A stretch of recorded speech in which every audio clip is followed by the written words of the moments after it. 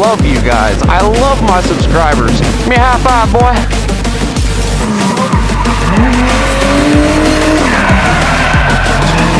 Alright, let's go get some of this awesome sushi. Oh, found my people. Right next to the toilet. Exactly where you belong. Oh God, oh God, oh God, oh God! Oh man, that was close. What is up, Not a Grom fam? Back on the bumpy road again on the Ninja 400 today. And I wanted to do a different video, something a little different, not your average moto vlog. This video is something inspired, something I've been thinking about, inspired by the Ninja 400 USA group. And the reason that I felt inspired to make this video is, you know, we started that group about 4 or 5 months ago, and most of our members, most of them are brand new riders. The 400 is their first bike.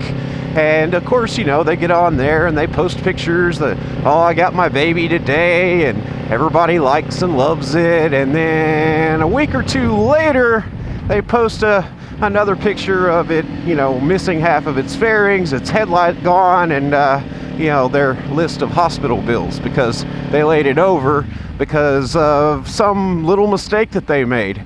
And I think a lot of these mistakes can be avoided just with some simple riding tips. And another thing is I'd like to point out, especially for you new people that haven't been watching since the get-go, I'm not a professional rider. I've been riding for just over a year and a half. The Ninja 400 is my second motorcycle. Obviously, the Z125 was my first. Hey, puppy. At least that one didn't try to bite my tire. Sometimes they do that. But I wanted to make this video. There are a lot of other great tips videos out there from more experienced riders, but the things that I'm going to list here are things that I've never really heard listed in another video. Not saying they don't exist, but these are just things that I've done to make my riding a more safe and fun experience every time I go out. And I think it's some things that some of the more experienced riders overlook and don't really think about because they haven't been a beginner rider in so many years. So they're just things that they, you know, that are not fresh on their mind anymore. And so since these things are still pretty fresh on mind, I thought I would share them with you. What in the hell?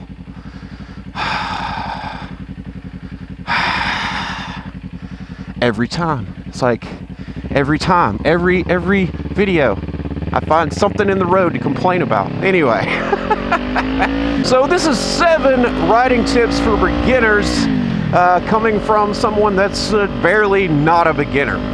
But they, you know, I haven't wrecked a bike. There was that one time where I laid the Z125 over in some dirt, but that doesn't really count. It was in dirt, you know, I was playing around. I knew that something like that was probably going to happen. I was going like 5 miles an hour, so I don't think that really counts. At the very least, I'll say I've never laid one down in the street. So let's get started with the list. Number 1 for a beginner rider.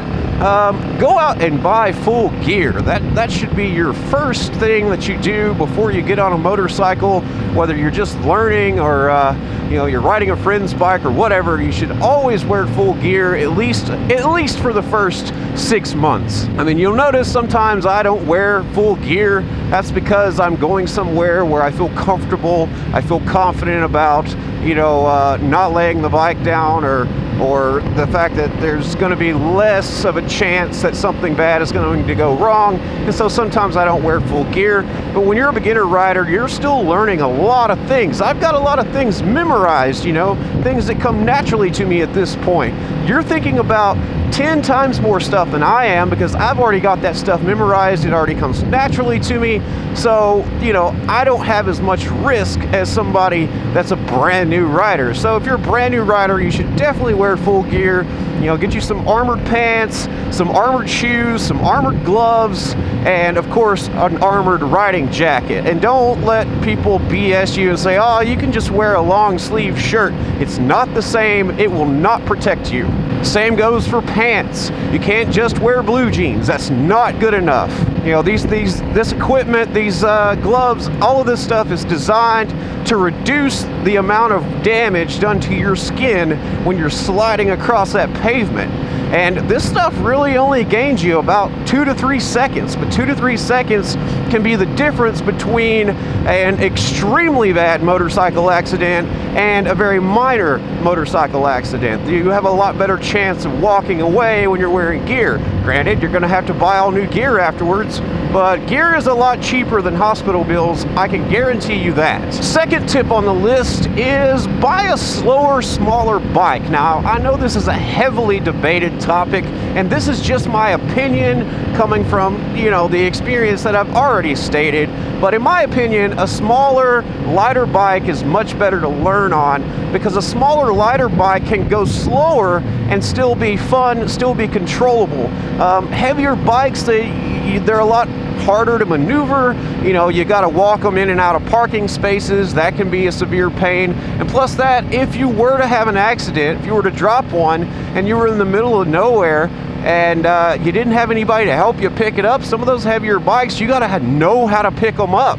Otherwise, you'll never get it off the ground. So, I mean, if you do lay it over and it's a lighter bike, even if you're a smaller person or a woman, not saying all women are, not strong, but, a lot of them aren't, then you're going to have a lot harder time picking the bike up if you have an accident, and then you're just going to be stuck there until somebody can come pick you and your bike up. Otherwise, somebody could just scoop it up off the side of the road. Look at deer.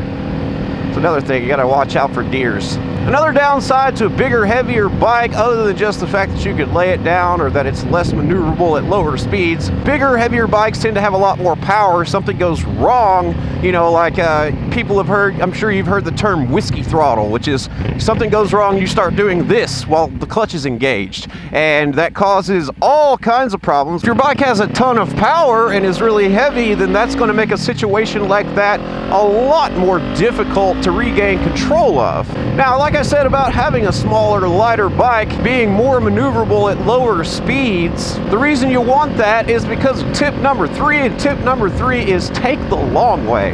Now, I'm on my way to Hooks right now, and I kind of live outside of Hooks, and I'm taking the long way right now because it gives me the ability to talk more freely and not have to pay as much attention to traffic. And this is also a good thing for a beginner rider because, like I said before, you're already thinking about all these things. You're thinking about that clutch, you're thinking about what gear you're in, you're thinking about when you're supposed to shift.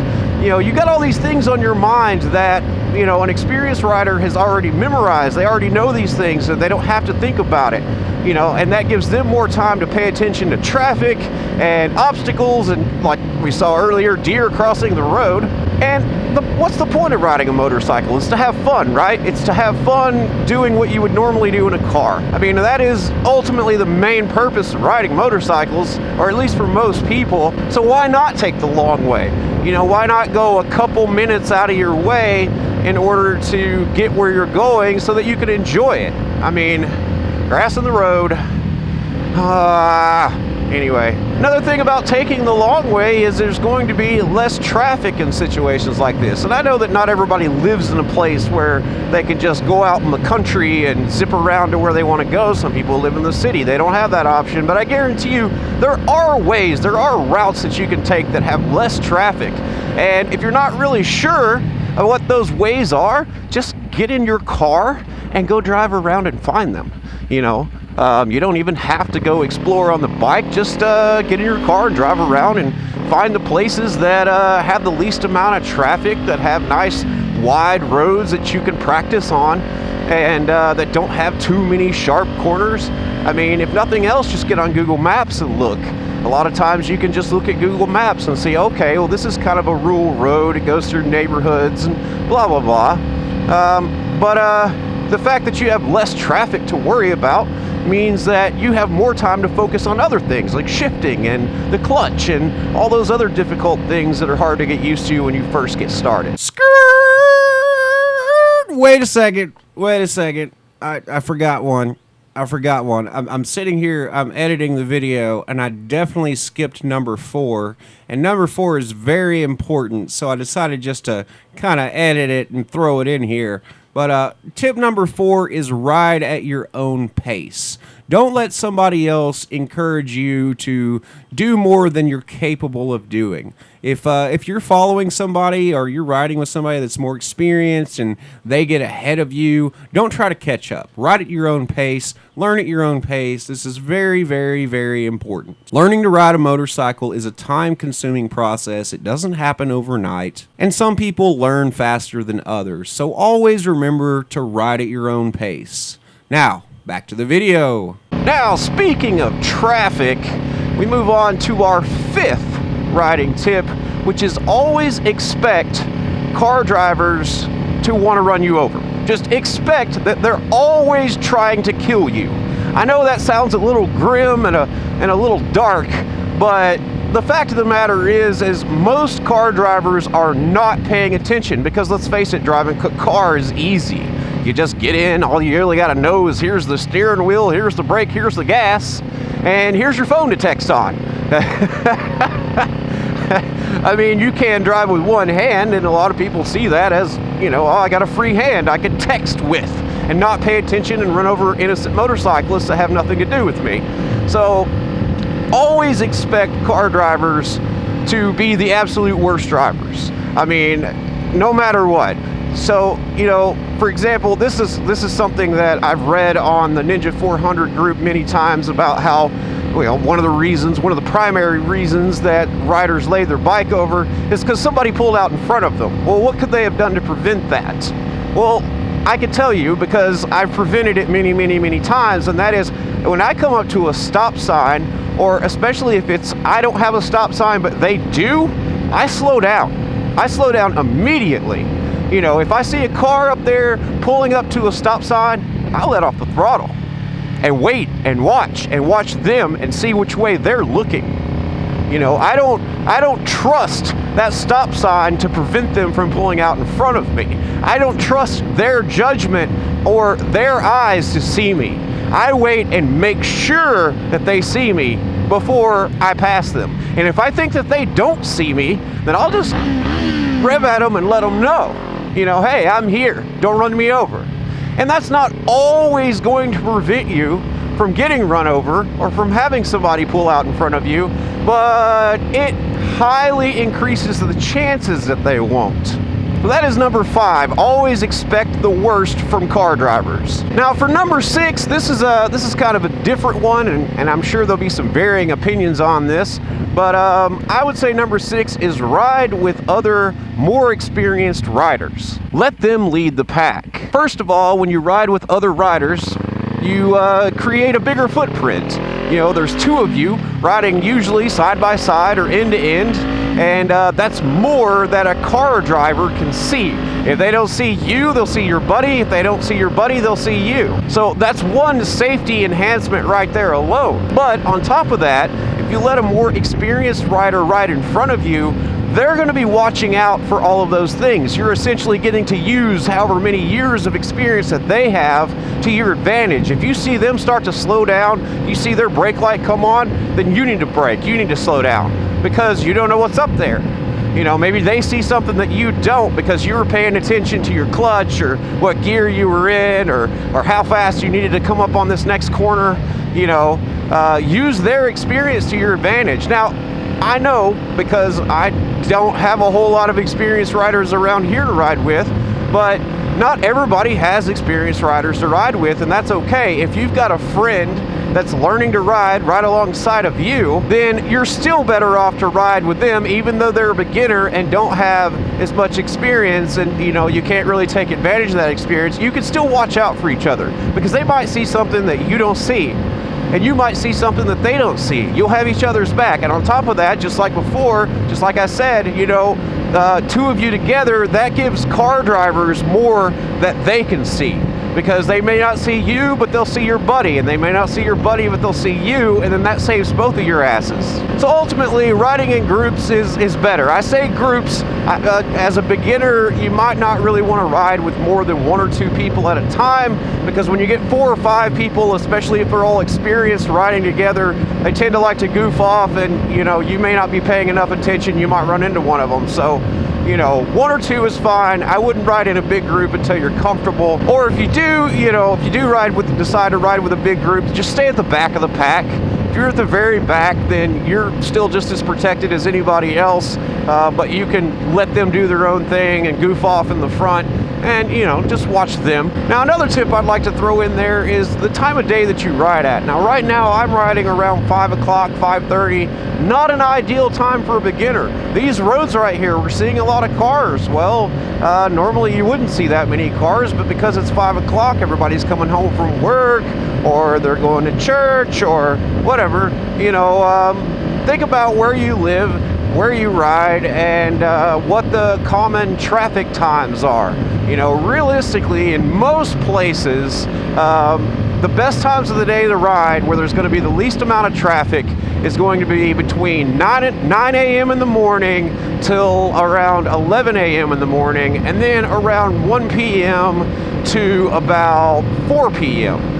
That's going to be when there's the least amount of traffic. And I know not everybody can do that. I mean, you got work, you got school, but for those that, you know, work at night, or don't go to school, or don't work, or whatever, you know, there's plenty of examples as people that have that part of the day to themselves. That's really the best time to go and get some practice in, because it's going to be the least amount of traffic. Even in heavy traffic places, there's going to be less traffic during those times than, say, anytime after 5 o'clock. I mean, pretty much 5 o'clock until dark, you know, there's going to be more traffic, more things to worry about, more of those people to watch out for, more of those people to expect to run out in front of you, like I stated earlier. So that's another tip. That's something that I did a lot when I first got started, is I wouldn't ride after 5 o'clock. There's just too much traffic. It just made me too nervous. I tried to do most of my riding between 1 o'clock and 4 o'clock. Now, for the last and final tip, this isn't, well, I say it's a tip, it's really kind of not. It's really more of a reality of riding. And that's that you've got to accept the risk of riding. Riding a motorcycle is dangerous. There's no debate in that. Like they say, like they teach you in the MSF course when you go to get your license, there's no such thing as a fender bender when it comes to a motorcycle. If you lay a motorcycle down, that's an accident. That's a crash. And more than likely, you're going to be hurt. You can crash a car, you can destroy a car, and walk away pretty much unscathed without any protective gear. Hell, you can even, you know, wreck a car with no seatbelt on. Not that I advise that, but you could, and walk away with 0 injuries. With motorcycle, that's almost impossible. You're almost always going to have some sort of injury. So that's one thing that you have to do every single time you cross your leg over the seat, is accept the risk. And especially when it comes to wearing gear. You know, I don't always wear gear. You know, I try to, but there are instances where it's not comfortable, it's not convenient, and I simply accept that, you see, I just slowed down and kind of moved out so that that guy could see me. I was expecting him to pull out in front of me. Anyways, you have to accept that there is a large amount of risk in everything that you do on a motorcycle. And each time you go out and you don't have full gear on, you're increasing that amount of risk. I accept that right now I'm not wearing a riding jacket. It's the only piece of gear I'm not wearing, but I understand that if I go down right now, the chances of my arms getting messed up are far higher than if I'd have worn a jacket. You know, don't ever go out on a motorcycle and then crash and mess yourself up real good and then blame everybody else for it. You accepted that risk the moment that you threw your leg over that seat, especially if you weren't wearing gear. On the road again. All right, so I said this was going to be 7 tips, and then I kind of confused them because I didn't have I didn't exactly have a notepad to follow what order to do them in. In fact, I think I did them in all of a different order than what I originally planned, and even forgot one and had to go back. Hopefully I can fix that in editing. But I actually thought of one more tip. So it's not going to be 7, it's going to be 8. But, or at least I think so. I know I kind of lost count. I'm not going to lie. But that's really not the point. The point is another tip that I thought of while I was in the grocery store was, especially for beginner riders. I mean, I know eventually you're going to do this. You're going to do it anyway. But when you first start out, just leave your phone in your pocket. Don't worry about getting a bar mount. You notice I rarely put my phone on my bar mount. And that's because the main reason I have that bar mount is for when I need GPS. And I wouldn't advise using GPS when you're a new rider. I wouldn't advise looking at your phone at all. One thing you'll notice, I don't ever touch my phone when I'm riding, even now. If I need to change something or do something on my phone, then I'll just pull over. There's a couple videos where I've done that. Forgot to put my lid down, so I'm sorry if that was a little noisy. But yeah, just leave your phone in your pocket. That's just one more distraction that you don't need. You've already got way too many things to pay attention to. Your phone can wait, your friends can wait. I'm sure they would much rather you come back in one piece than know that you crashed and hurt yourself, you know, because they sent you a text message and you were trying to read it. You know, leave your phone in your pocket. Do not mess with your phone. If you have less than 6 months of riding time or less than 3,000 miles, you have no business trying to look at a phone while you're still learning. You're not far enough along. Riding takes a long time to learn. You know, like, I've got the basics down pretty well. I'm pretty safe, but even I still have a long ways to go. You know, it's not something you learn overnight. It's not even like, you know, it's not like riding a bicycle. You can learn how to ride a bicycle in a couple of days. It's nothing like that. In order to learn how to turn properly, to turn with speed, to reduce all of the mistakes that you make, because you're going to make mistakes pretty much every single ride. You know, even experienced riders do. It's just a normal thing, because riding a motorcycle is a complex process. It's not simple like driving a car, not by any means. I will say though, it definitely makes you a much better car driver, because after you've ridden a motorcycle for a year, especially if you ride it almost every day like I do, whenever you get in your car, you remember all those skills that you learned while riding a motorcycle, and it definitely makes you a better car driver. But anyways, that's it for today's video. I hope you liked my tips video. If I missed anything, or if you got some comments or some ideas of your own that you'd like to throw in there, be sure to drop a comment down below. If you pay attention, you've been here for a while, you know I talk to all my subscribers, or at least as many of them as I can. So be sure and leave a comment. But as always, that's it for today's video. If you like this video, hit that like button. If you want to see more videos like this, hit that subscribe button, and we will see you next time. Peace! She was totally looking at my bike. Totally. Yeah, I know. It's sexy. I know. I look at it every day. It's okay. I understand.